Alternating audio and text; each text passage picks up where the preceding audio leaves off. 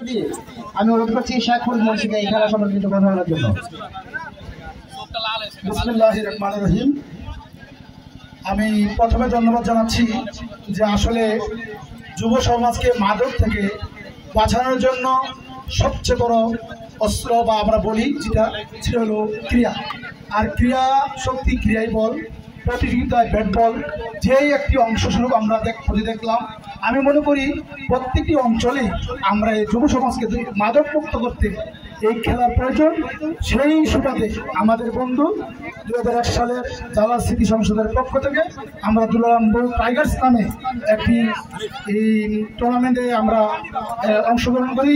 এমন ইনশাআল্লাহ আমরা প্রত্যেকটি ম্যাচে ভালো ফলাফলের বিনিময়ে আমরা আজকে ফাইনালে এসেছি।